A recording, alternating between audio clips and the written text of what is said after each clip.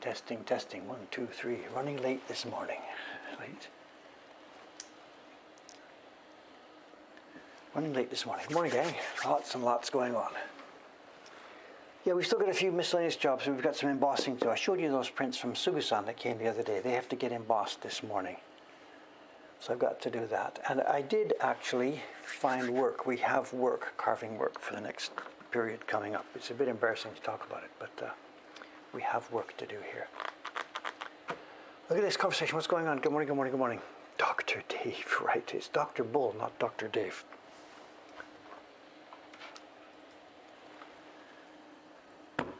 It's been chaos. I mean, good chaos. Just basically, it's year end. 2 days ago was financial year end for us for our new company. We're now in a new financial year, and because we're doing our books and stuff for the first time in this new system. Me and Cameron we're just up to it. It's looking fun. We're having fun. The paper is out. Not only is the paper out, they're already printing. Ishikawa-san's up there printing. She came at 6:30 this morning. 6:30. She warned me in an email, so I set my alarm super early, staggered out of bed, got up there, brought her paper out, and staggered back into bed. So that's kind of why I'm a bit late, actually. So it is a beautiful morning out here today. A beautiful, beautiful morning. The last few days, it's been mixed. It was pouring rain. Then the rain stopped, and the monsoon sticky feeling. The prints on the wall were all wet, and today, just to have a nice clear day with a bit of breeze is really, really nice. It's spring, it's just mixed weather. This kind of weather, that kind of weather. Okay, we do have a show and tell. A box arrived. There's a box arrived yesterday, which will be fun to look at. And there's another box which might come today, or not. So we do have a show and tell. We have a fun one. And how's your kanji? We will need to study some kanji together. Got a floater. Do I ever have a floater? I don't really want to talk about that, but whatever.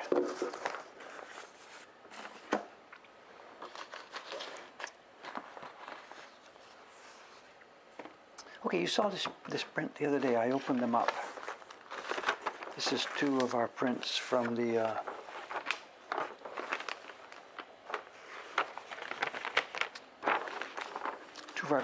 Mystique series. Sugu-san had just returned another batch. And there's an empty space in the middle where they need to get embossed.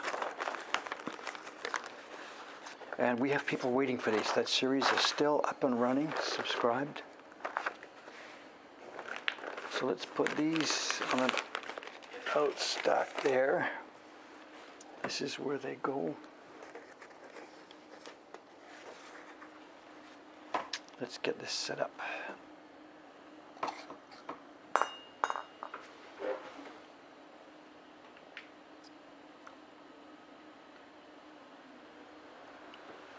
Well, the lamppost floating.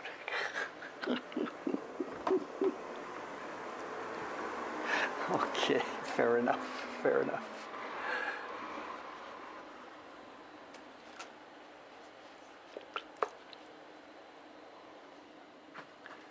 The lamppost it's a classic levitator this morning, isn't it? Very nice.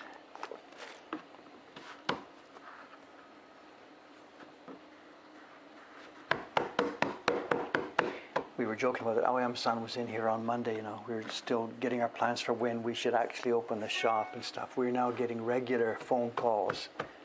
And on the weekend, it was so busy out there. There were actually people, knocking on the door, like trying to get in. So I don't know. I'm hesitant to open up the shop itself. It means hiring staff and for really basically no purpose. So I don't know. But there is small demand for us to be here. Anyway, he was here. We were talking about that, and we were saying, "What can we do? What should we do if we open it up? What do we do to bring more peace?" So that's it. We started a campaign. We photographed this on this lamppost, and we set up a spot. Here's the place you stand and look to take your picture for Instagram, and try and make this famous. One side is the Mario picture, the other side is the lamppost. It's okay, but the problem with this is that it only works when you're crouched right down at the floor. The camera is on a tripod. It's on a mini tripod right now, so the camera is way below knee level, and you get this effect. But when you stand there and look at it, it doesn't look like that. So it's not really something we could get going as a possible tourist attraction. Come and stand here and take your picture, you know. What are we going to ask everybody to do? Lie down on the...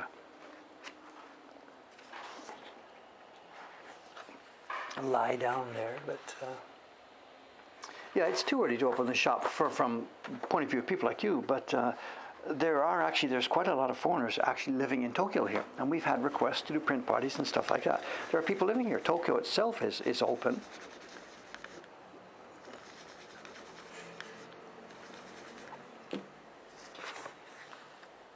There we go. I don't know if you can see this. Let's try. We're not so successful at seeing this, but let's zoom in here.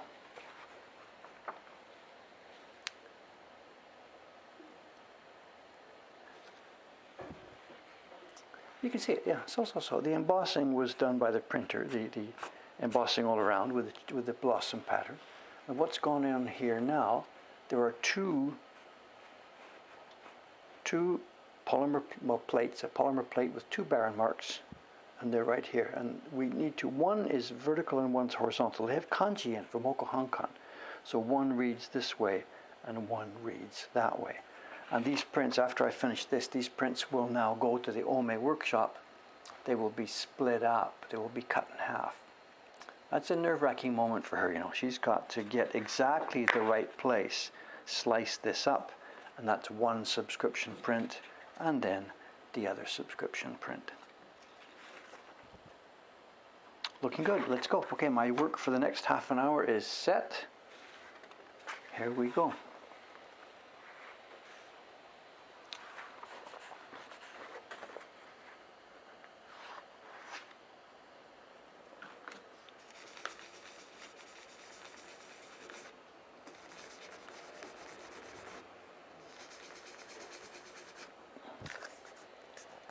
Somebody's ordered the first print. Thank you very much, sir. Thank you. It's nice to have new fans for this stuff.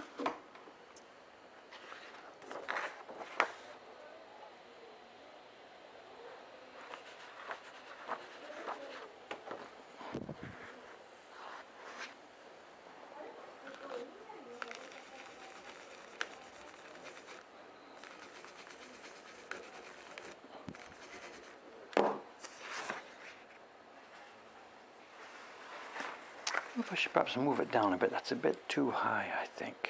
We've got some white space at the bottom. I think I should move it a bit. Let's see, just a sec here.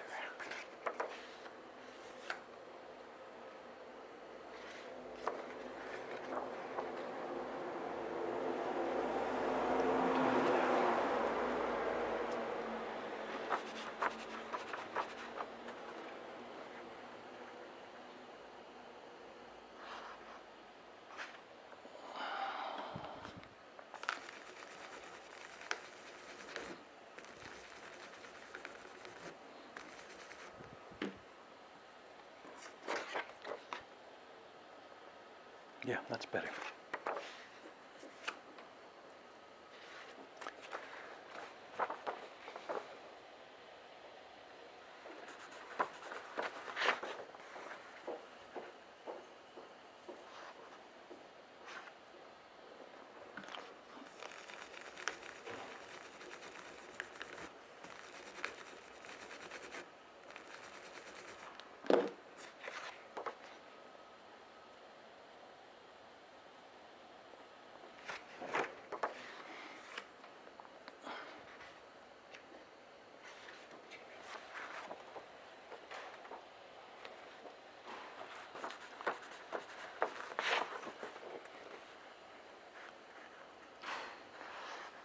So the work here this morning is not so specifically interesting, sorry. So if you've got anything, whatever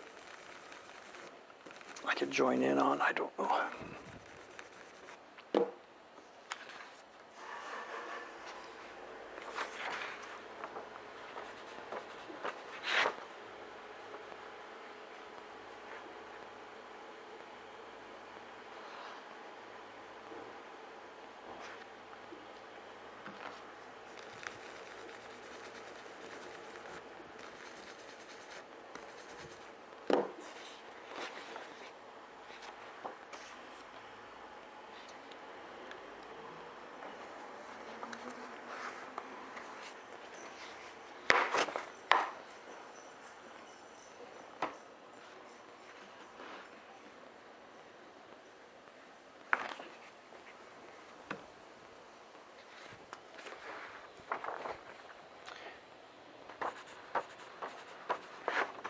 it's embossing for the next 30 minutes or so, I think. There's about 80 copies here, so I've got to get through this. And when we're finished this, we'll switch to some real quote-unquote work.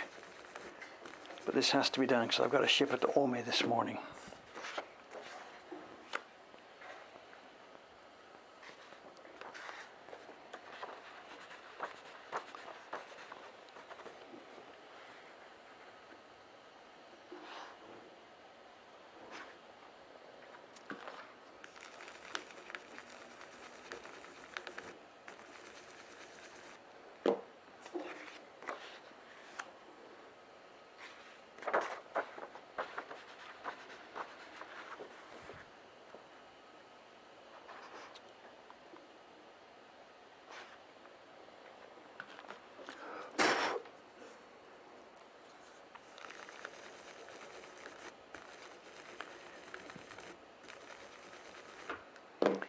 I stayed up a bit late last night for a chance to look at an auction that was going on, and it was bad news. I didn't get it. Couldn't even bid. It was too high. But it's a bit disappointing for me because it's a kind of item that I've been picking up here and there for our own collection the last little while, and they've been sort of ignored by most people. It's what's called in Japanese is pochibukuro. It's a combination of the word pouch and fukuro bag. And in the old days, whenever you're giving money to somebody, of course, you had to put it in envelopes and stuff. These days, we just hand around cash with no problem. But you never gave cash directly to anybody at all. So there was all kinds of little envelopes and stuff like that for this kind of a purpose. We still use envelopes now when we're going to a wedding or a funeral, giving that kind of money. But for general payments and stuff now, you pay your monthly fee for your guitar lessons or whatever. You just pull your wallet out and pay the cash. But in the old days, it was envelopes.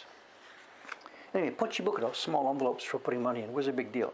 And before the war, pre-war, they used to be woodblock printed. Hugely big business, printing them by woodblock.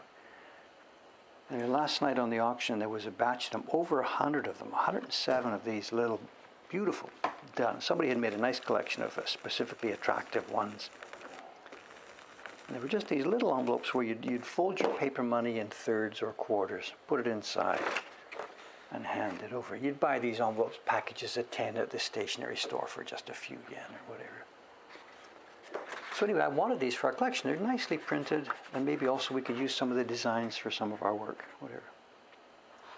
I sat down getting ready to bid, thinking 5,000 yen, 7,000 yen, somewhere around there, kind of. I bailed out. I bailed out long before, but I stopped even watching when it was over $300, 30,000 yen.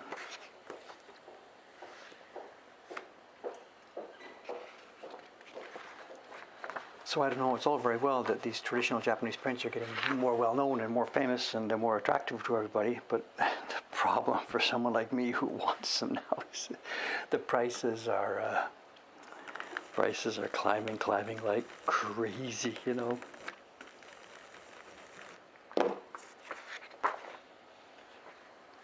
Come on, nearly $400 for a little collection of tiny woodblock printed envelopes. Really?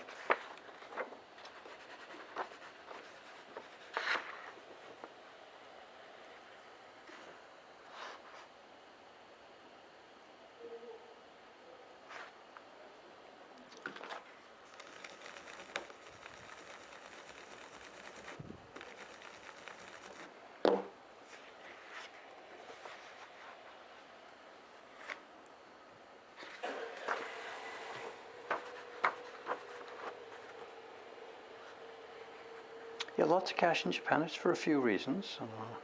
Part of it is because the tech companies, the people that make things like cash registers and stuff like that, they have a real lock on this. If a small business wants to buy a cash register, and especially one that will do, credit card payments or stuff like this, the fees that they charge the little companies are just bizarre.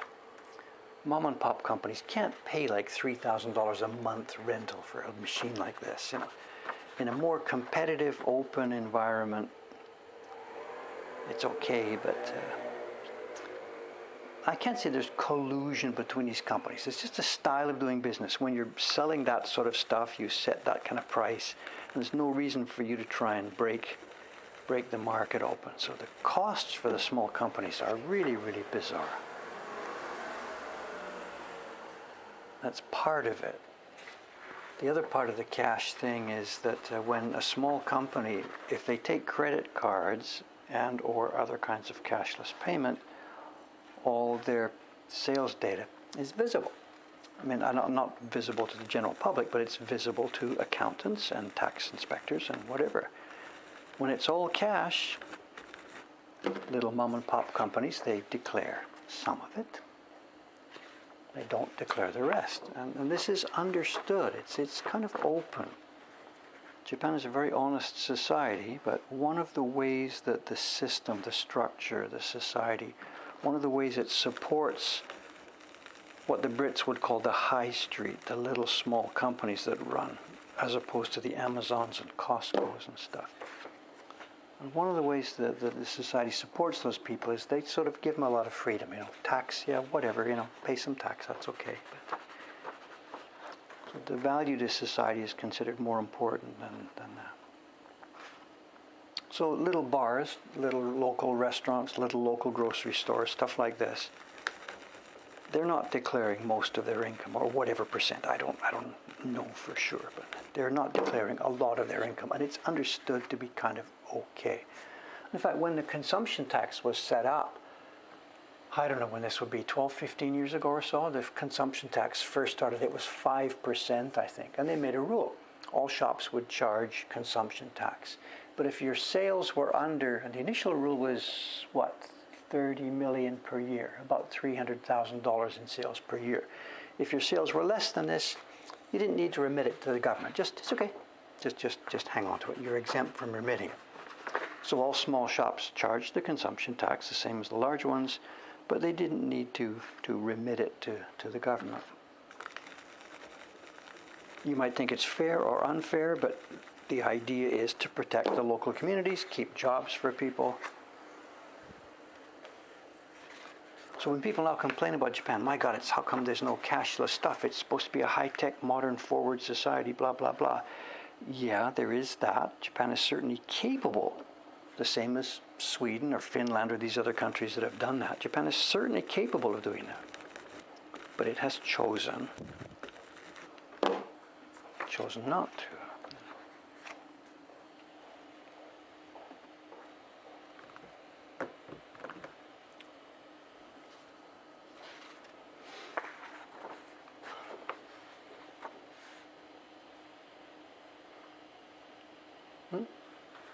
Somebody's doubting this is live from Tokyo. We are. This is live from Tokyo, one little corner of Asakusa.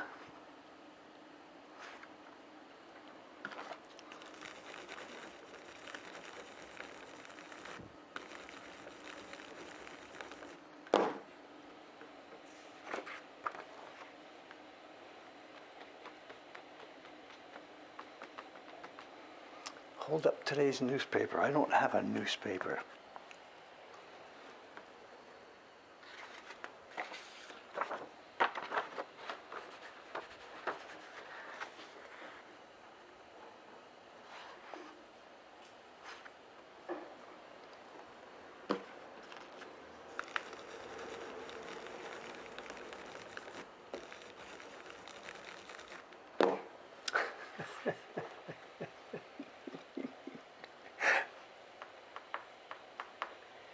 Yeah, it's not that nobody takes credit cards. Of course, it's growing all the time. Just the reason why you will quite often go to a little local bar, a little local grocery store, and especially when you're out of town, little shops quite frequently don't take cards. But of course, it's growing. Excuse me.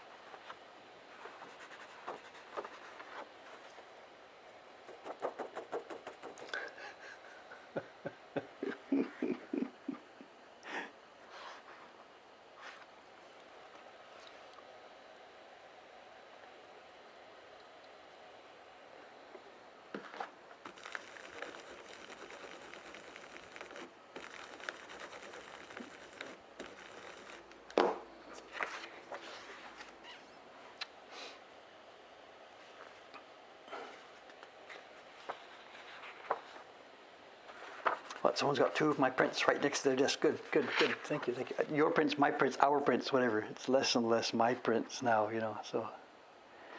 It's a huge mix. The one we're doing here, I carved it years and years ago, but the prints I'm touching here right now, I didn't do the printing on these. So this was done by Suga-chan, Suga-san.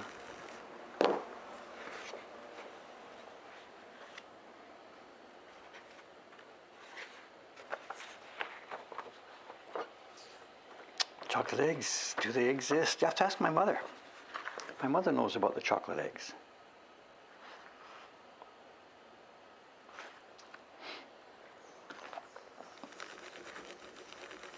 I have no idea where it came from, where it started. I know my father used to do it. Similar environment to what we're playing with that silly game here, you know. Something would happen in our family or with somebody we're dealing with. And my dad he'd have this gesture, he'd wrap his hands together and say, "Give that man a chocolate egg." I have no idea where that came from. He heard it from his father or someone above or whatever. I haven't any idea. Or it was maybe it was a radio advert from 1947 or something. I haven't a clue. But I can still see his face. His eyes would light up. He'd rub his hands and give that man a chocolate egg. If my mother's on here this morning, she can say this too. You know, same thing. Maybe she knows the backstory. I don't know. Have we asked before? I don't know. Are you here today, Mom? Are you watching this morning? My mother's not here. Perhaps sometimes in the stream, she's not here at the early part. What happens is my sister comes over to her place. Oh, she is there, okay. My sister comes over to her place to go for a walk, and then sometimes they get back in time for the stream. It's afternoon over there in Vancouver.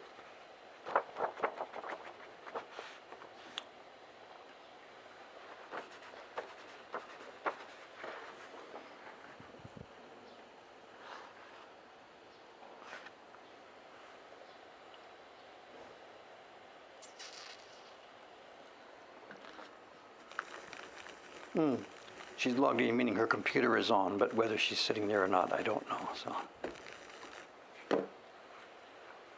great wave behind his Steinway. Great, thank you. Good, good. Thank you very much. Those great waves, you know, all over the world. It's really, really good fun having our prints, and I enjoyed all over the world. It's not just the waves, everything. It's really, really pleasant for us, a feeling, you know. The things we make. I mean, in the old days when this was a business, it was very much a local business, you know, at least local in terms of Shitamachi in Tokyo, you know. But now, of course, almost everything we make here, it leaves this country. They spread all over the world. And that's a great feeling for us. You know, where is this print going to go? US, Australia, Kazakhstan, I don't know. I mean, most of our people, I think we're about 60% North America, 65% North America. It's hard to tell right now because it's been changing the last few months. Then another 20-30% Europe, of course, and then Australia, New Zealand, Taiwan, Hong Kong, Singapore, a bit in Malaysia and Indonesia, almost nothing in China, Korea. Not much else across the rest of South Asia or India, but these prints are going out there, out into the world, you know.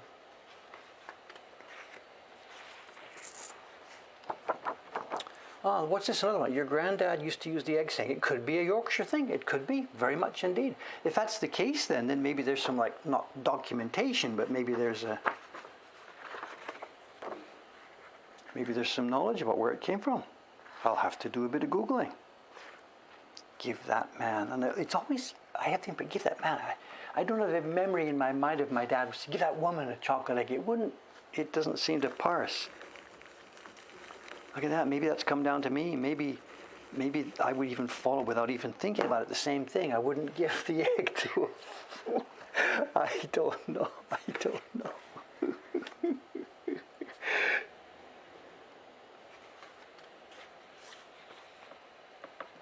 So have we a rugby commentator? Interesting. It's funny, you know, I was born in Yorkshire, so technically in the passport, in the birth certificate sense, I'm a Yorkshireman. But culturally, of course, I'm not. My mother was living in London. She went back up to her hometown to give birth, so I was born there. But the family, the young couple, had been living in London. So she went up to Yorkshire. I was born in her hometown, then she came back to London. So I have no cultural connection in whatever myself to Yorkshire, other than that my parents were, of course, born and bred there. But then soon we moved to Canada, so I have no cultural connection whatsoever to that place. I can't do the accent or whatever. But that's it. My passport says born in Yorkshire. Halifax town, as it was known. And that's what they say. We see every time this conversation comes up, everybody says the best place on earth.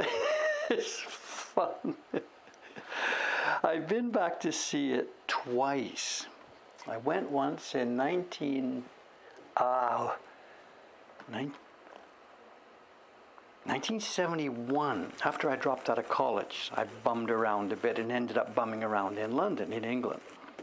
And then at Christmas time, I went up to see one of my grandmothers who was still alive. So I spent a few days sleeping on her couch and walking around Halifax. And that would have been in 1971, maybe 1972. And I can't remember much about it, just I walked around this old town.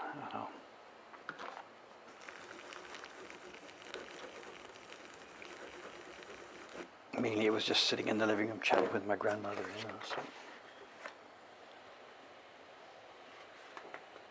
Well, people say grim, I had heard that, and when my parents lived there, it was dark and dirty, it was mills, it was extremely working class. My parents, they started work when they were like 13 or 14 out to the mill. But I don't think it's like that anymore, It was woolen mills, fabrics, the place they worked. Harris's was the name of the place they worked. And they were taken in, they were about 13, 14 years old, into the mill. She was a cutter. She worked with a bandsaw with stacks of hundreds of sheets of fabric. And he was a schlepper. He could carry the stuff up and down and all over the place.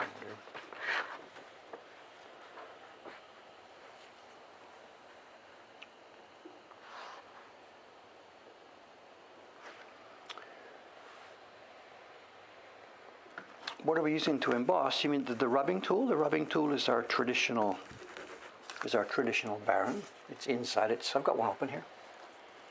If there are people here this morning who don't know what this is, we could spend a minute looking at this, no problem. This is the outside that you see here, and it's covered with a bamboo skin, and that's the inside. And it's a coil of woven, very, very strong bamboo fibers, tiny woven bamboo fibers, and it's extremely strong and long-lasting. And it's the bumps pressing through the skin that provide the printing action. Actually, it's fun. It's a funny story about a baron too. I got a picture, not that I can show you. I got an email. It would be 2 days ago or something. Email from a man in whatever, an email. So I think it's America, whatever. He had got a chance to buy an older baron. He had got it, and he thought perhaps it might have been defective. And he sent me some pictures. He sent me a picture that looked like this, really nice. And instead of being flat on the bottom, I don't know if you can see. If I get my head out of the way. Can you see that? It's flat, F-L-A-T, but it's not flat as in absolute flat. This one is quite flat, but the one he had a bit more of a curve, an arch in it. And he was worried that it might have been a defective or not so good or whatever.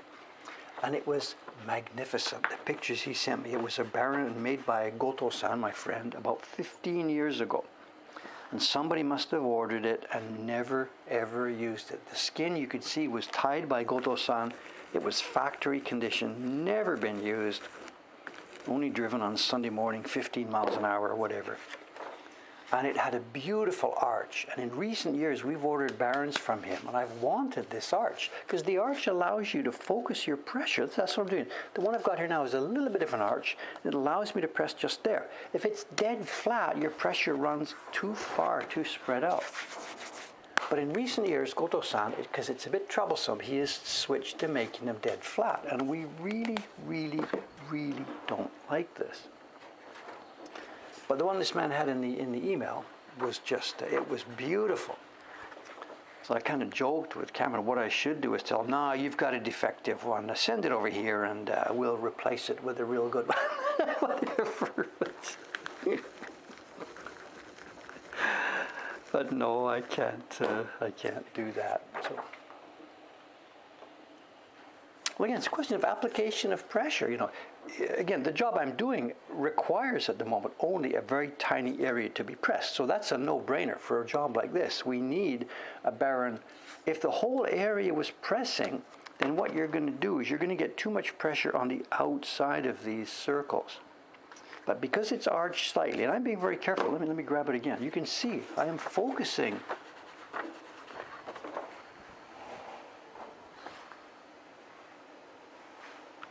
I'm focusing.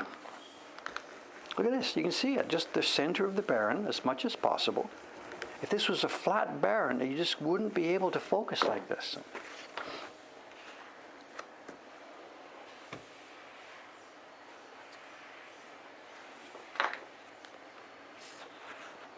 It's a question of style too. Like I said, Goto-san, these days he's making flat ones and he thinks that that's what his market wants because his market is not so experienced. His market these days is people who are not professional printers. They're people, and they want to rub, and they don't understand, or whatever it sounds insulting, I'm sorry, whatever. The people who are just grabbing a tool these days to use it without really understanding what we understand, they just want to rub flat, and they're not focusing pressure for the most part. So most of the impressions made by modern printmakers or amateur printmakers or whatever, they don't have smooth, rich, deep color. They have color applied in some area, and from our point of view, it's quite mottled. And that's what you get when you rub with a flat Baron without focusing the pressure. And for the modern art world, that's cool. Wow, look at this, a woodblock print. For our specific requirement, we want smooth, rich, deep color, which means you have to focus here, and do it this way. So for that kind of impression, it's really much more important to have a curved Baron. And the Barons we've got that are built too flat, we pad them. This one here, let's look and see inside. It might have been padded. Let's have a look. You put packing inside. This may or may not have it. No, it doesn't have any. And we would, because this one's actually arched. You can feel it. There's an arch going up and down. But if it was flat, you cut a piece of paper, then a smaller piece of paper, a smaller piece of paper, smaller piece, smaller piece, smaller piece with washi. And you'd stack up a small pyramid. Not like this, but just enough to give it an arch in the center. Then you put your coil on top, wrap it in the skin, and away you go. Now the paper that you've put in there, the strong washi, is still weaker than this bamboo. So after X days or weeks, whatever kind of printing you're doing, the paper becomes flat and you're back to a flat Baron again. But no problem. Next time you retie your skin, pack it again with more paper. So most of my personal Barons, like I'm doing a lot of printing these days, whatever, are all packed in this way. And each person has their own taste and style on how they want to do it. It's like high heels instead of flat shoes. It allows you to focus the pressure down over a smaller surface area. The other question we get asked if I'm having a conversation about this then is, if that's the case, Dave, why do you need the Baron to be this big? Why not just make a Baron that's that size? And whatever, I don't think I could actually apply pressure if I had a tool that was that small. I'm just rubbing in that area, but I need the thing to hold and to balance and to have,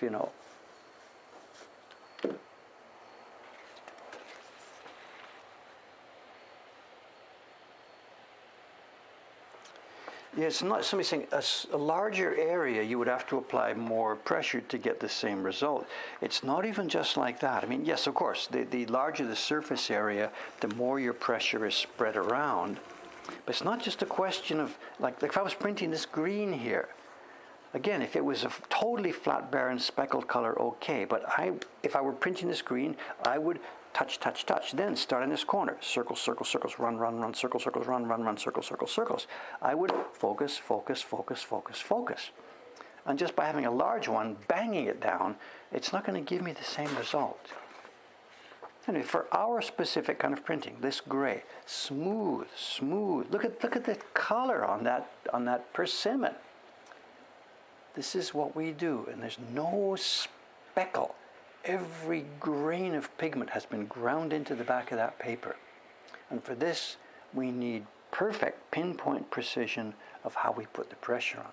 That's 3 impressions, a base color, then a green gradation and a gray gradation from the bottom. That's 3 impressions on that thing. It comes right through to the back of the paper.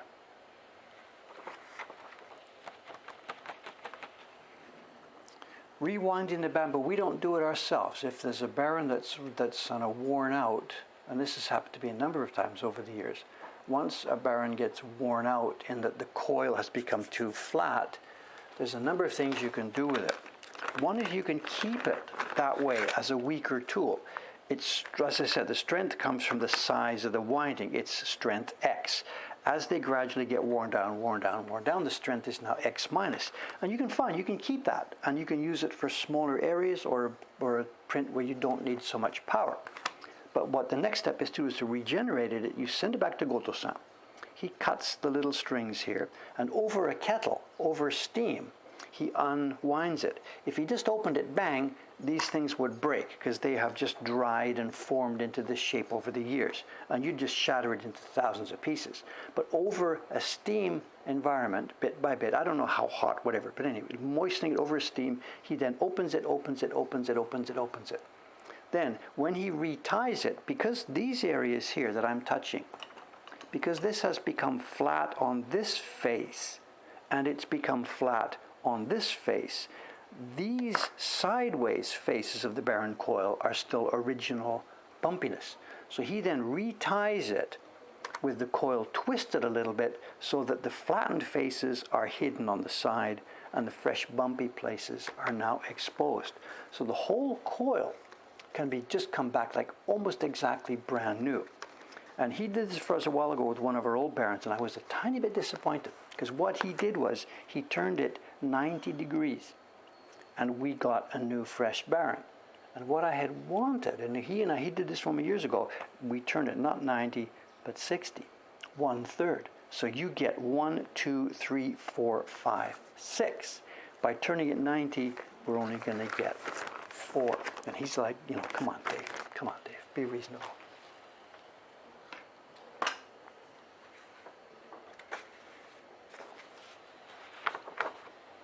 The steam doesn't lessen the bonds. There's no bond there. You cut the string. There's no glue. That thing hasn't been glued together. It's just an absolute, there's no glue involved. It's a weave. But because it's been there for 10, 20, 30, 40, 50 years, it could crack as you try and straighten those fibers out. I mean, this is plant fiber. They would just crack and shatter. But by steaming it up and getting it all juicy and moist and whatever, the things lay out flat again. And yeah, domed metal, right? Lots of people, plastic, wood, metal, lots and lots and lots of people are experimenting with lots of stuff. There's a ball bearing barren that's fairly common here in Japan among modern artists, where instead of bamboo, it's a bunch of metal little balls held in a matrix. There's lots of ways to do it.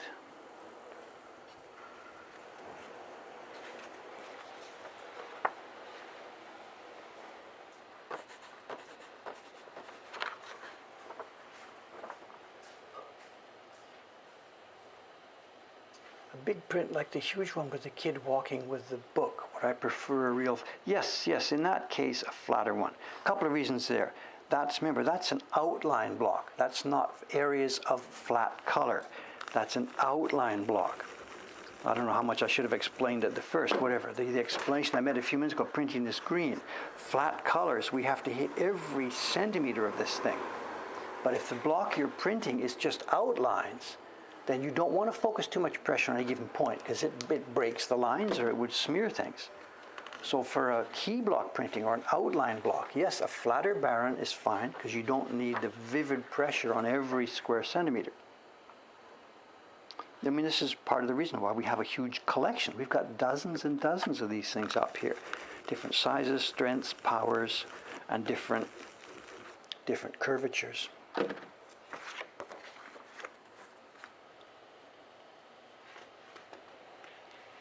The shrinking, yeah, after he reties it, it never comes back to exactly the same thing. But remember, the coil inside here is whatever it is. It's 12 meters long or whatever it is. After he re-rolls it, it'll never come back to exactly the same length. But you can see there's some packing and padding around the outside. This is paper fiber. In the middle, it's hard bamboo. And the outside one is just brown paper string, really, really soft. And that's because when we're printing something, we don't want the really super hard edge of the bamboo to hit the edge of the carved blocks. So the paper part hits, which is really soft. And this paper also wears out much more quickly than the inner coil. But it's okay, you replace that easily. It's just literally twisted paper. It's like the handle of one of those brown paper carrying bags. You know, you get a brown paper shopping bag, it's got that twisted paper handle.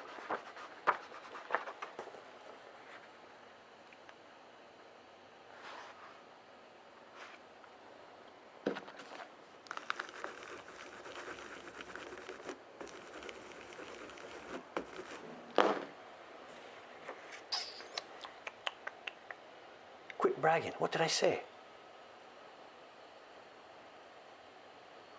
Will I be doing a carving stream soon? In about 30 minutes from now, we have carving. I'm sorry, I have to get this done. This has to be shipped out of here today. I have to do this. I should have done it yesterday. They phone me, where is it? And I'm like, so excuse me, I'll finish this and then we grab a block and we will be carving.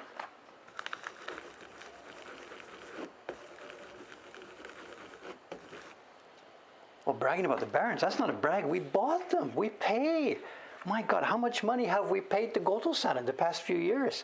They're like 150,000 yen each. We've bought, I can't say dozens, that's coming out of my mouth incorrectly. We have bought a lot of Barons from Goto-san.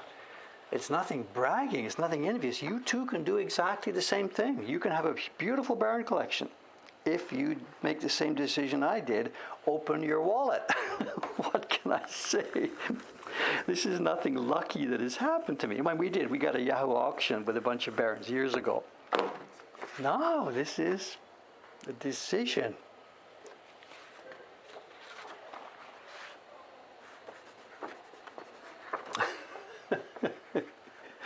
I don't know. Can you brag about stuff you've bought? I don't know. If whatever.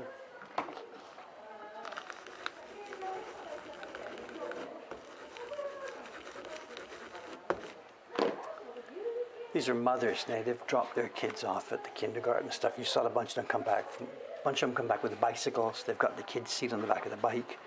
These are mothers who took their kids walking. So at this time of day, they're coming back from the kindergarten. The kindergarten here is up in full swing now, just up the street. Sensoji Temple has a kindergarten associated with it. It used to be what they call a terakoya, an old temple school.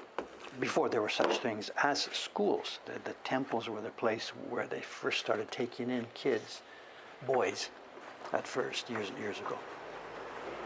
And there still is a kindergarten. There still is a kindergarten up there at that temple.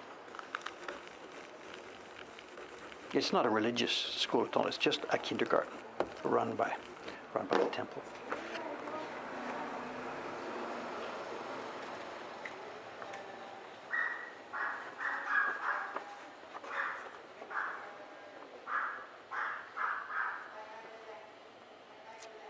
Happy you're coming back. Come on, it works both ways. You know, I've been there too. You know, you drop your kids off at the kindergarten or whatever. Cameron's in that situation right now. Cameron's oldest, Ren is doing. I'm not sure if it's a kindergarten or a daycare center. I'm not sure. Or one of those places that's actually a mix of both. So Cameron's life these days, actually, he drops, and I think he goes up there himself, drops Ren off at the center, and then comes back and gets to work.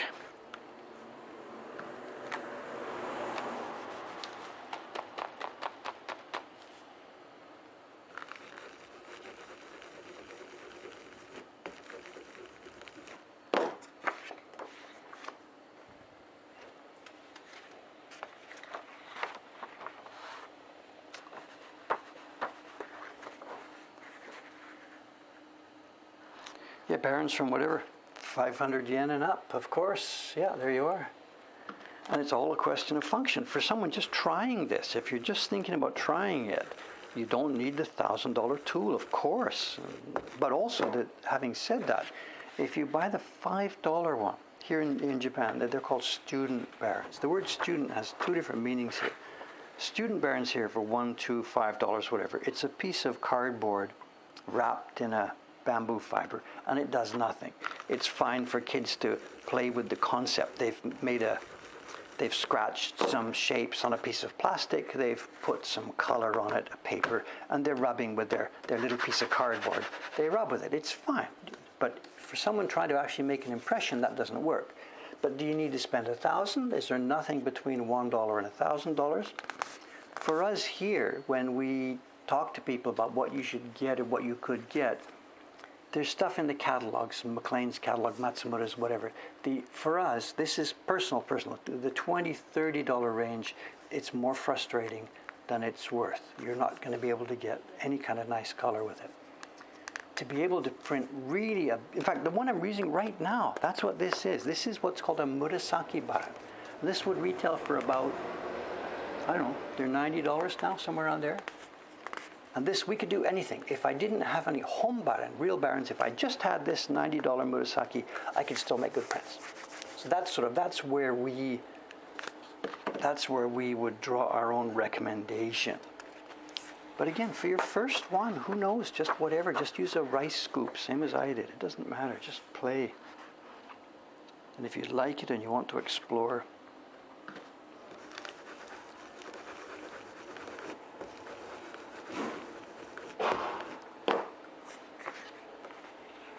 okay, almost done actually. I think there's about 12 sheets left. We're almost there. Thanks for hanging in there, guys. Thank you. Yeah, damp. We've got a touch. Sorry, this should have been maybe in what we're doing here. So there's a damp towel, and the area that we want the embossing to happen. I can't soak the whole paper here. We're just a touch of dampness, and quickly before it dries, get it in the registration marks. Take the impression. And it's just drying as I do this, it's okay.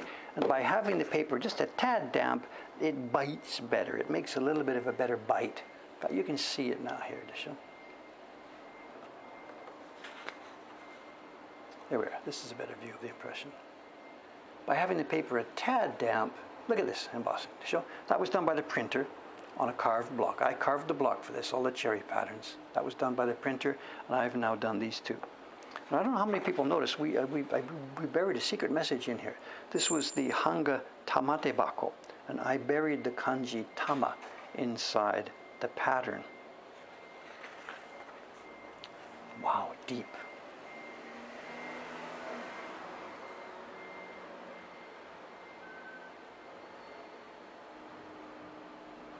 You were close to ordering a Murasaki until Kay said she was close to needing to recover hers after not that long use. Don't confuse two things.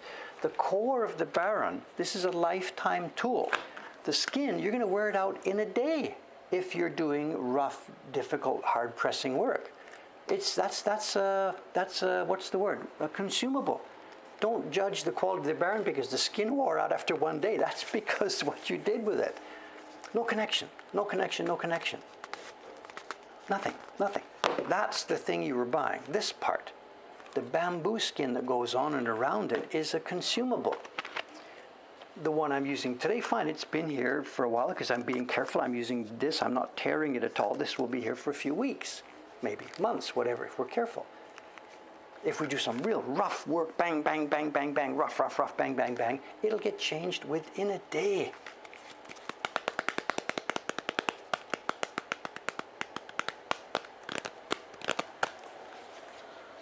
You're talking about the knot for tying the end of the book. I don't know anything about that. All I know is we just do what works. I don't have any...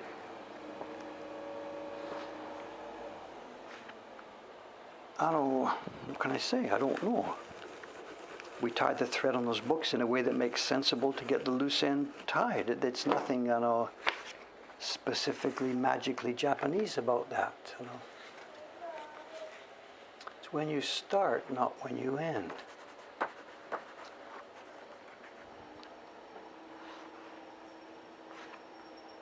When we start. start? What do we do? We just tied a knot. I don't know, a physical. It's like when you're sewing something. I put the thread through the needle and then tied a knot at one end. And then when I put the needle into the book to get started, went in through the back of the book. I don't have one in front of me, you know. I went in through the spine of the book, out one of the holes. Then pulled. The place with the knot went into the book and it didn't come up to the hole because I didn't pull so hard. And then away we go, sewing. So there's nothing magical, just simply I tied a knot on the end of the string so that it wouldn't come straight out.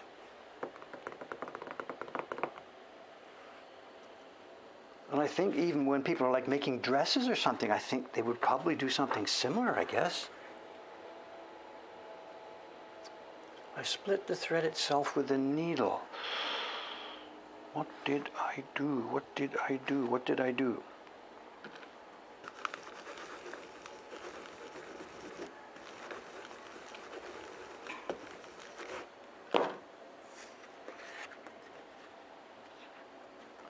Put the knot on the end. We put it in the book, up, out the hole.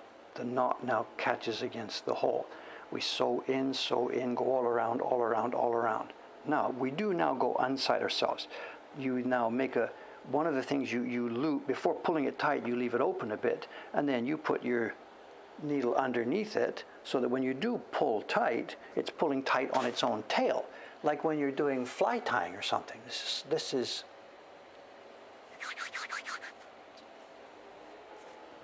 I don't know what else I could say. There's no special secret involved special technique at all. I know.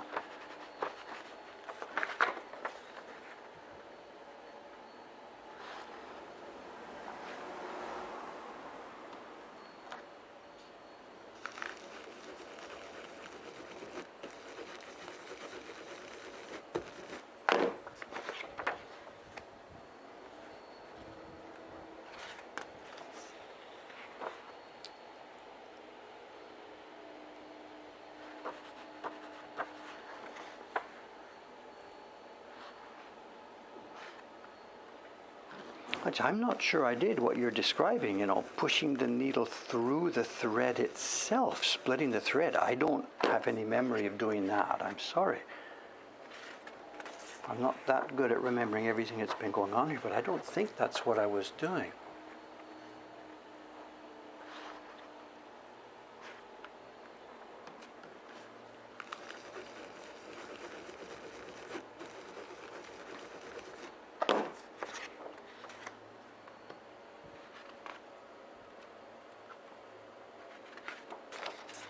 When Suga-san finished this job last week, she called me in advance. She knew her schedule, so we teed up a next job. And even before she sent this to me, I sent her the blocks and paper for her next job, and that's Evening Snow. The first group of Evening Snow prints in the Cat series is almost already sold out. In fact, actually, I think it is already sold out. So Suga-san is now making the second batch. And also, the second print, the Night Rain print, production has now officially begun. We are printing now on the second print in the series. Test printing, a huge amount of test printing is done, and Rei-chan has now started working on the first batch, which means I am really, really behind the 8 ball. I have to choose the next print in the series, and I have to do that like yesterday, months ago already.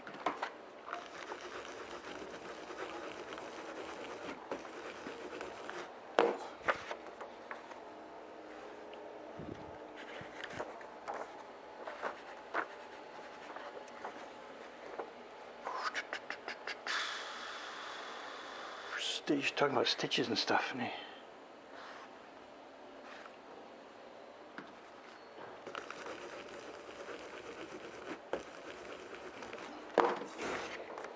Well, I think I'm at the end of this. I thought it was at the end. What have we got left? 5, 6, 7 sheets left. Thanks for your patience on this, gang.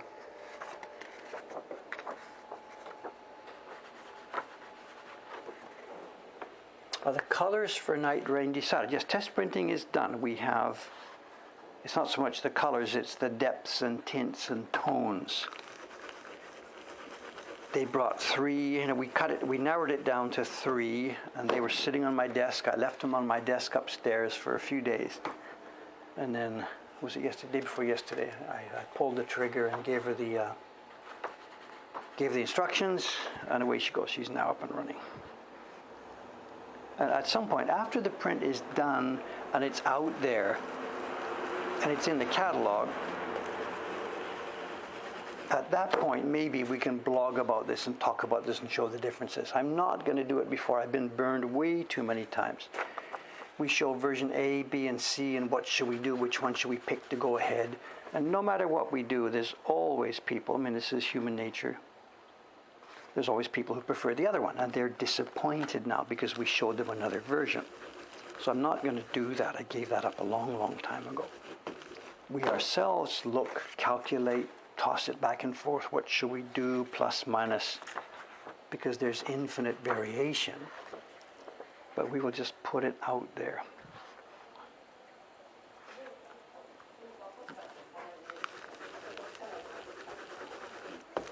It's the same thing with this, for example, with this persimmon here. There's 2 gradations on this. When I was testing it, the one I had, the original Sori version, was really not printed very well. So I had complete freedom to fix this and make it better.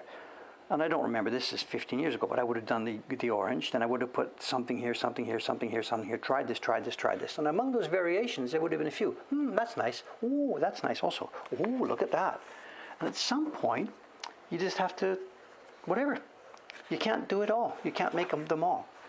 So just choose one of the variations, go to it, and just go forward. And then hide the rest. Hide the rest. If you show somebody, they'll say, oh, I wish you'd done it that way. And then everybody's going to be disappointed. It's cut, print. 2 sheets left.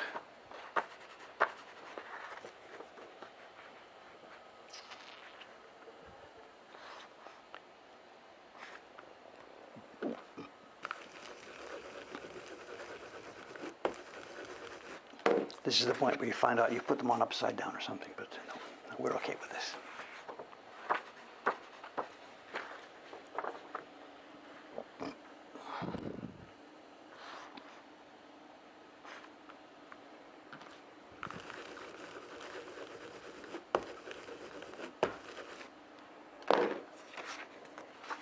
Okay, there we go, there we go, there we go. Okay, gang, thank you again for your patience with that. Not the most interesting work in town, but it really did have to get done. Actually, I've got to go through these one more time because the next step before they go out this afternoon, I'm going to have to go through them again. There are lots of little places here where there are tiny bark marks and chili. I've got to go through that right there on that very top one. Can you see it? I've got to go through as much as possible and take out visible marks in the paper. Some of them I can't do that. They would end up making more damage than not. But ones that are close to the surface and that are in the middle of a white exposed area, I will do surgery. And that's another couple of hours work on that this morning. But I'm not going to do that sitting here on the camera.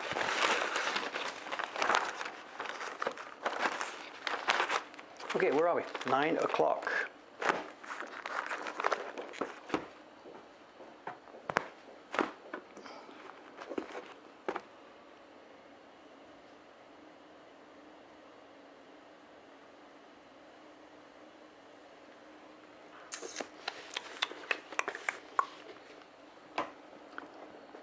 Sure.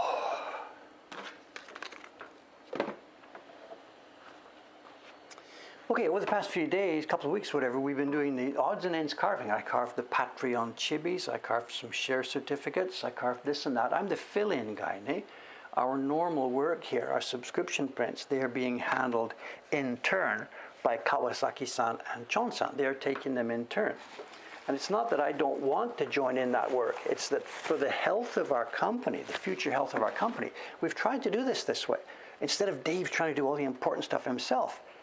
Remember, I'm leaving, not tomorrow, but I'm at some point I'm leaving. So we want really to get all of these jobs, this sizing job, the carving job, the printing job, everything, bit by bit by bit. It has to be handled by other people. So the subscription things, we have a company policy now. I don't muck with that stuff. So Chon-san and Kawasaki-san are not only doing the subscription prints, but half of them, Chon-san, he's doing the color separation work on his group. Probably, whatever, different than I could do it.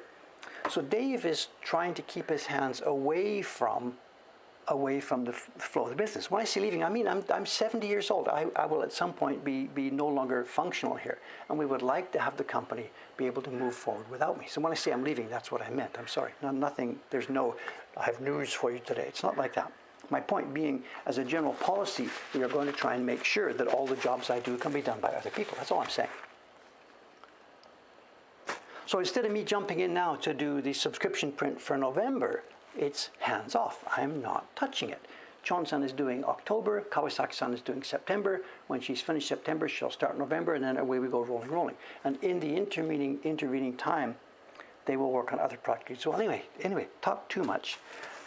So Dave is not going to be carving something from Moko Hankan here. And I had totally, this is embarrassing to talk about, I had absolutely totally forgotten about this. I'm not 70 yet. I will be 70 next year. I'm still only 68, but I will be 70 next year. I'm talking about it now so that when that train hits me in the face, I'm not so shocked by it. Anyway, I'd forgotten about this, but in the stream, was it last Monday or maybe the Saturday before, somebody pointed out that Dave does have carving work waiting. And I shouldn't admit this, I had totally, absolutely forgotten about this. I am in the middle of a print series, and I had, actually forgotten about this. There's a series of prints that I personally started publishing before we opened Moko Hankan back in when did we do the Kickstarter? 2012 we did the Kickstarter. And I was working on a private, Dave had prints, he made prints, he carved them, he printed them, sent them to subscribers, and that went into deep freeze. I didn't know it was a deep freeze. It went into deep freeze in 2012. And here it still is. Yes, so John Beck says, I remember that back when we were young, John. John might even be on the subscriber list. I don't even remember anymore. I have work. I have personal work. So if indeed Moko Hankan is getting to the point where they don't need me for carving, I can spend some time on my own work here. When did I do it? It's on the net. Look on the net. Go to woodblock.com/arts. It's out there, a part-way finished series. I think there's 7 prints finished. The original plan was going to be 18. That's not anyway going to happen. We'll, if it moves forward, we'll cut it off at 12, I think. Woodblock, yeah, John's got it. Woodblock.com/arts. How many are there? 7, 6, 8? I don't remember. It's been that long ago. Anyway, somewhere around the time when we just started Twitch, this would be 2 years ago or so, I did some of this carving on this stream. And somebody reminded me about it. So, here we go. We have carving work to do. 8 printed and 4 empty spaces. There you go. It used to be 8 printed and 10 empty spaces, but I think a few years ago I sort of slashed it down.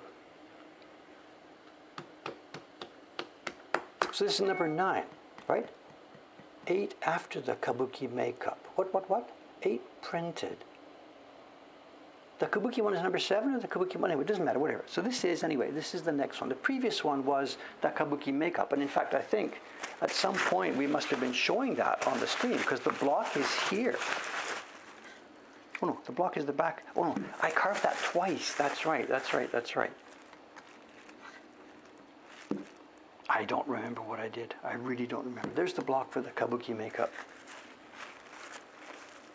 And here's the block for the embossing. Look at this. This is natsukashi. Looking back at the old stuff. Here's the key block. The kabuki makeup is number 8. So this is 9. So I've got 3 more after this. Okay, there you go. Unlike the one I just showed you with embossing, this is a 1-up. They're made one at a time. And there's the block to do the embossing, and it's also the key block. So I think I am going to enjoy this. the other part of it is, of course, even if I do get it finished carving, I then have to sit down, and I have no idea how many people are still on the subscriber list, if they want the next print, if they're upset. I have no idea. This is the print for the Kabuki makeup to show. You can see it.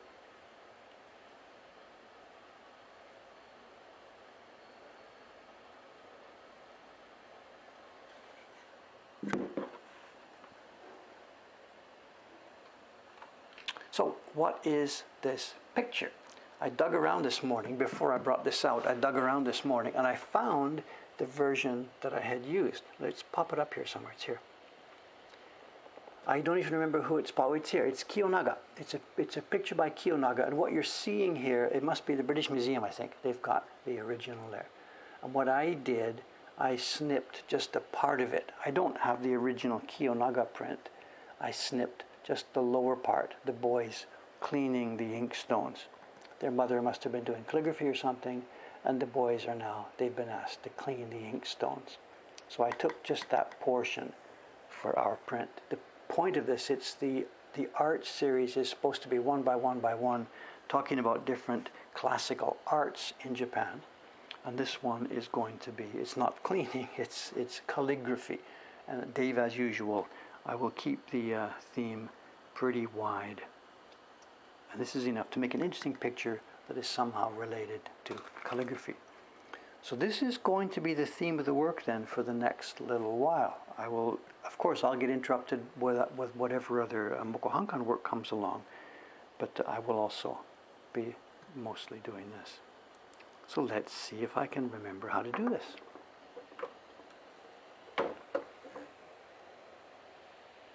How come the ink stones are darker than the surrounding wood? What we've got here, this is the pattern for tracing. I traced the original print on the thin paper, pasted it down here, and now we're carving away everything that is not the black lines. Yeah, not the print itself. A tracing of the print has been glued to the wood to guide the carving. I guess we've got new people here who haven't seen the process before. You can see the back of the paper. A tracing of this was pasted down, peeled off from the back, and the lines still show through, and that's what we're going to carve.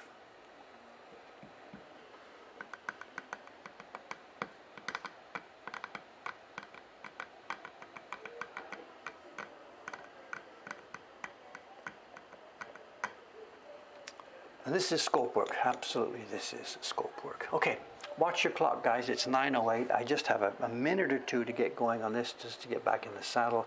We have a show and tell here, a heavy, heavy, heavy show and tell. I'm going to have to go and get it.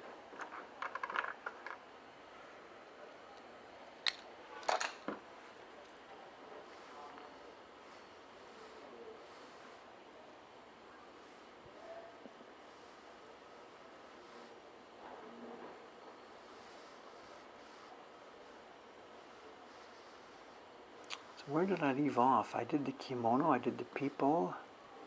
The hands and feet are still not done. I see the toes and stuff down there. Let's have a look. Let's get in there with one of these toes.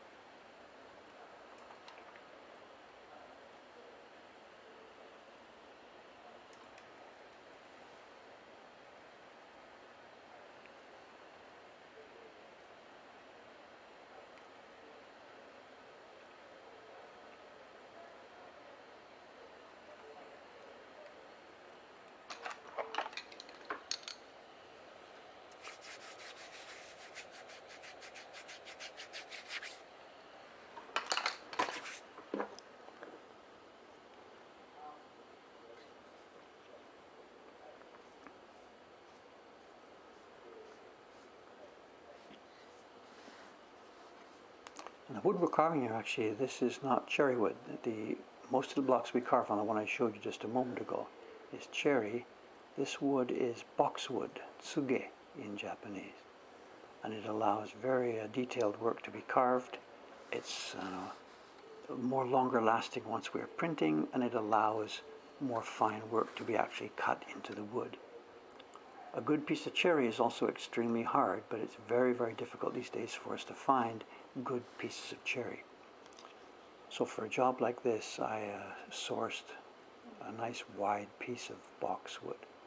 And it's what in Japanese is called from Mikurajima, Mikura Island. And that's somewhere down in I think it's in the Bonins, I'm not sure. And that island is famous for growing boxwood trees.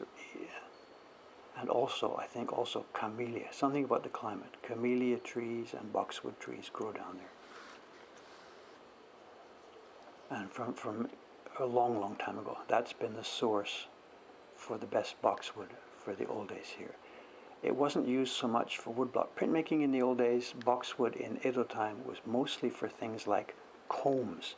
Wooden combs were made from it because the tines of the comb, the points of the comb that did the combing of your hair, they didn't break. It's made from a real strong wood.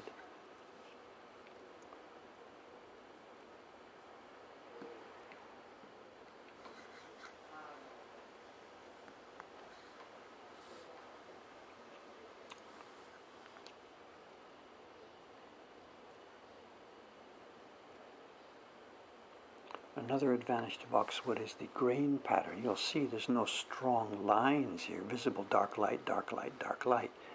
I think the thing grows so slowly over many years that the grain pattern is not so pronounced. On a very quick, fast-growing tree, like a pine tree or something, the light and dark areas, spring and summer and winter are very, very different. But on a tree like this, there's almost no visible grain. There is grain, it's in there, because the tree does grow. But there's almost no difference from the knife, from the point of view of the knife.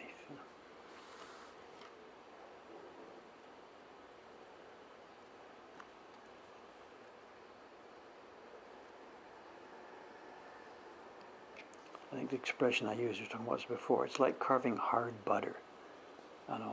It's not soft, gooey like soft butter. It's firm, but it's perfectly smooth and there's no jerkiness or bumpiness in this at all. It's totally smooth but firm.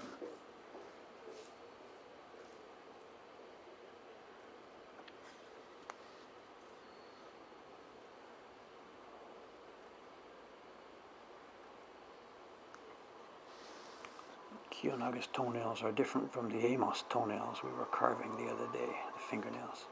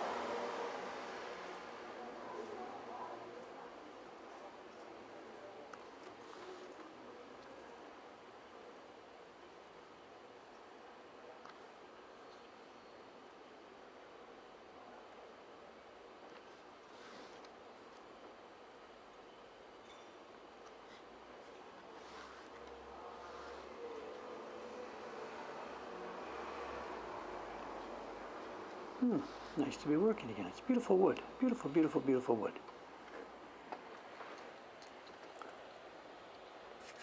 Where are we? Where are we? S and 0960. You just get started. Okay, whatever. Doesn't matter. This is the work. This will be the work for the next number of sessions. So just so you know what's going on. I was a bit lost at sea the last few sessions, fixing up all the other, getting rid of a bunch of empty jobs. But now we have steady work for the next little while. Okay, show and tell. We have a fun show and tell today. Let's shrink down the outside camera. And as I said, this is a heavy one. Heavy. Give me 1 second. It's right there, but no, I can't reach over and pick it up.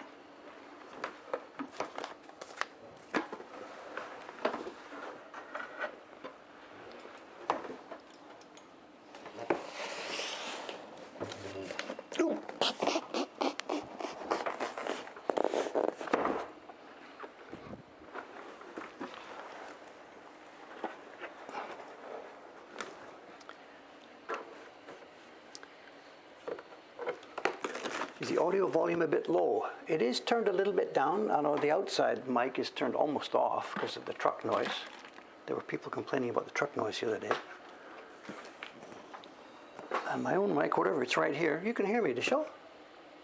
Audio's okay? Okay, let's have a look. It's Hangi. It says so on top. It says Hangi woodblocks, which you already knew because it was so heavy. And it looks like, I'm not sure what it was in. The guy who took pictures on the auction did not take a whole bunch of good pictures. He just took a bunch of pictures. We have here some wood blocks. I cracked it open the other day just so that I could do my reply. The new system on Yahoo is if you don't verify you've got it, the guy doesn't get paid. So we have to open everything now as soon as possible. Oh, so I did open it, just look inside. We've got wood blocks, verified it is, but I haven't yet inspected these things. Oops. So let's, what should I do here? Whatever, let's just see what's inside, go from there. And the reason I want to get old blocks is twofold. Part of it is antique interest. We like to see old carving. We like to get, how much was this? 3,000 yen or something, next to nothing, a no-brainer, next to nothing, 3,000 yen. Nobody else wants it. The guy put it up. Nobody would want this. And the reason we want them is two or threefold. One reason is, of course, I am interested in antique blocks, how they're carved, what's going on. And every now and then you score one that is really beautifully carved and we carefully treasure it and study it. Other times we get at the other end of the scale, total absolute junk. Something that was just carved roughly for a temple festival one day, whatever, not even by a pro carver, and it's all been beaten up and bashed and it's been smashed, it's not printable, it's just a piece of junk. But if the wood is nice and dense, we desperately need good wood. So when I first cracked these open and picked them up, my number one feeling is, oh, and right now this feels like a piece of iron. This is a piece of wood that I really want to use. And if we were completely unthinking about it, we would take this up to the planer upstairs right now, plane this off, and use the raw wood for making another print next month. But we really can't do that. These are antiques. This is from Taisho or Meiji. This is not back from Ieyasu's time.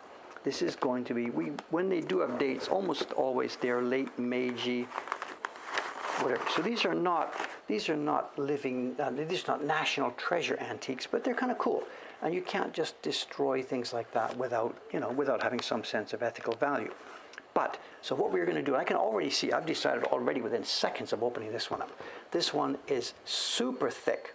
It's heavy, dense. I want to use this wood, but I really don't want to just destroy that man's work from all those years ago. So what we're going to do with this one is very clear right now. We're going to take this up onto the bandsaw. We're going to cut 1, 2, 3, 4 times. We're not going to get 5. We can cut this into 4 pieces of wood. The 2 outside ones we will laminate onto a plywood core so that they will be preserved. This carving and this carving will be preserved, and the 2 inner sheets of wood we will then use for work. You will see this wood again on this bench coming up a year or 2 years from now. Because this is an absolute treasure. Aoyama-san is going to go, oh my God, you found a good one. This is different. This is amateur carving. Somebody has just hacked away at this. This is in no way professional stuff. Unreadable, it's all blurred. But that again, that is a nice, heavy, dense piece of wood. These are not going to get destroyed. These are fun. I saw these in the auction picture. Let's have a look at this.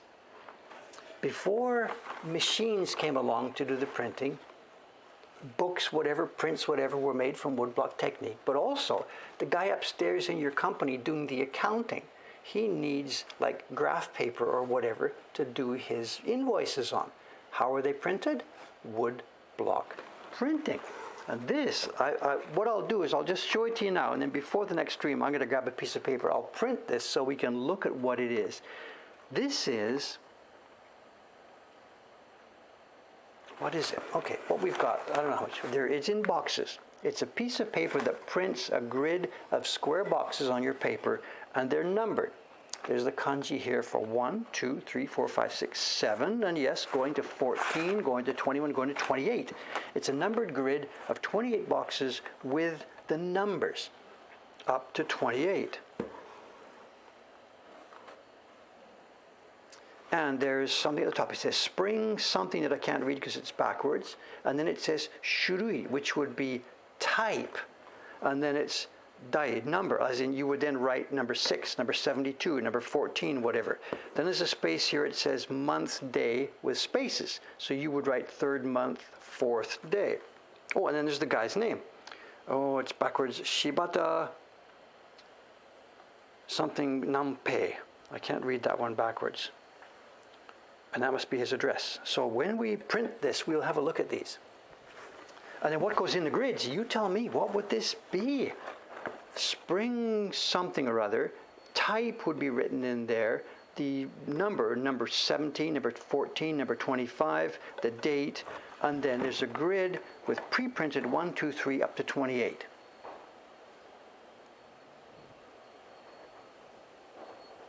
What would it be? What would it be? What would it be? No idea. Inventory management. What's this? What's on the back? Oh, okay, on the back is the same idea. It's another grid, and we have numbers, again, 1, 2, 3, 4, 5, 10, 15, 20, 25, 30, 35. So this is a grid, numbers up to 35. Same thing. This is bango. What number? It's dark, you can't see this, I'm sorry. The instructions say bango, and then shurui, type, and then, oh, I have no idea, it's backwards and I don't get it. There, it's first mystery, 35 grid on one side and 28 on the other side. I don't think this is a calendar. I don't think we're looking at a calendar here. I'll print it, we'll bring it back, we'll talk about it in another stream. Game board. I don't think so. It's like an office paper. When we see these things, if it was a game board, it would have illustrations, it would have drawings, it would have all kinds of stuff on it. Oh!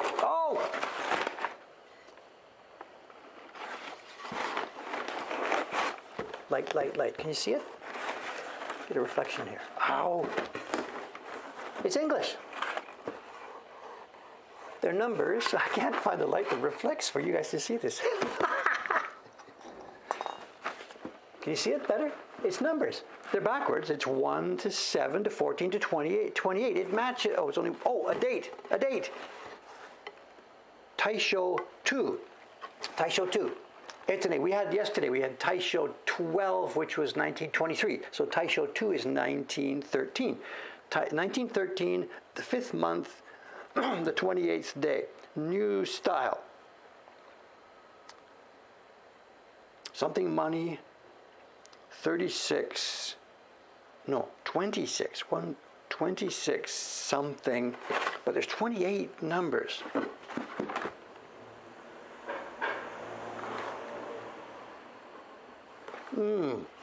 Interesting. I'm sorry this is so dark. Have you guys got this? 1913, yeah. I don't know how to show this to you a little bit better with the light. You can see this, right? There you go. The numbers are carved, they're backwards. Okay, before the next stream, I will print these, I'll report back. Before the next stream, I will print these, I'll report back to you. The outside camera just got knocked off the table here.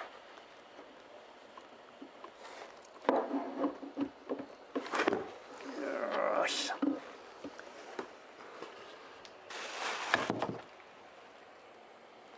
As long as I don't knock the computer over.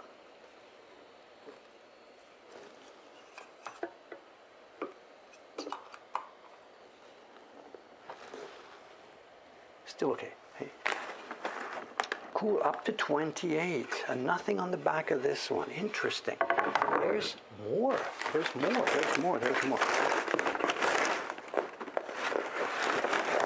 Now, this stuff is fun, you know. It's just been in a warehouse. It's been in somebody's garage or basement for 100 years, you know. They don't know what it is. Well, at least we'll be able to bring it to life. What's this one now? Another grid. It's another grid. This one has no lettering on it. You can see now. It's got registration marks. The paper would just print. This one is really, really smashed up. This was not made by a professional workshop. This was made by some people themselves just trying to print a grid on paper. It's got lines. It's roughly scooped out, many chips. They would have just printed a grid pattern on a piece of paper. On the back of it, so it's all backwards. Here's the date, Meiji. Oh, it's a blank date. Okay, this has Meiji. Can we get the light on this?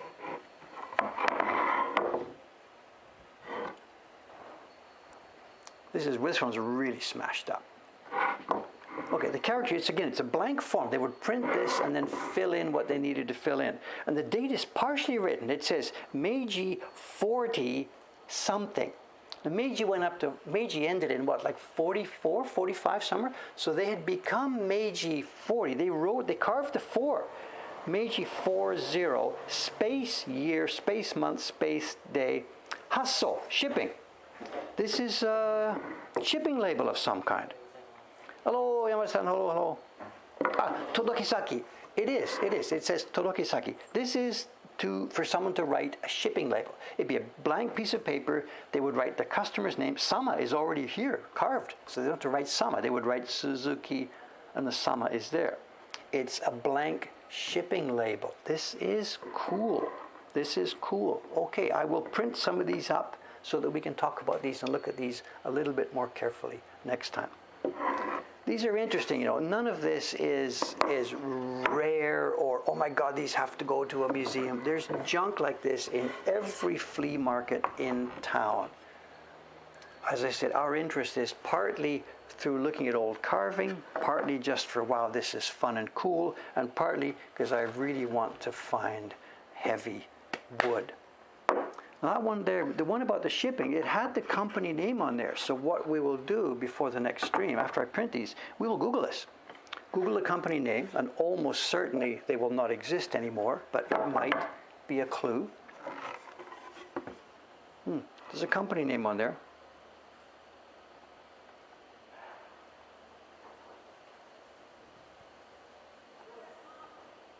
Shipping labels, I'm almost certain that's what this is. Nice.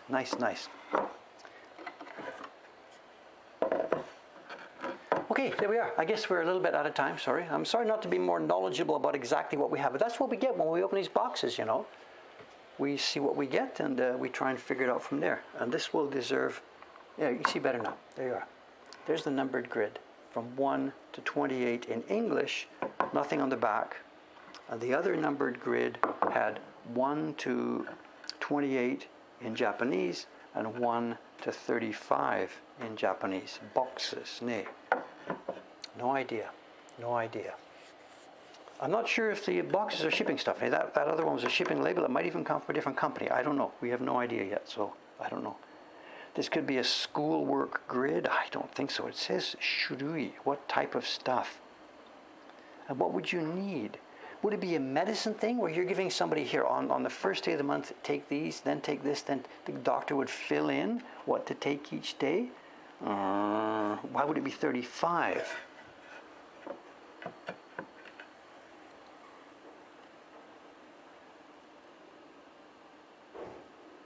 Oh, it doesn't go to 35. What it does... Oh, yeah, it does. It goes to 35. I was misunderstanding. Yes, it does. It goes to 35. But what they've also done is they put the numbers on the backside in Japanese. The number is at the bottom right-hand corner of each square. So when it prints, the number would be in the bottom left. 1, 2, 3, 4. Then for number 5, the number is in a different corner of the square. Then it goes back to the other side. And then for the bottom one in each row, the number is in a different corner of the square. Why would they do that? The other side doesn't have that pattern. Okay, anyway. Out we are.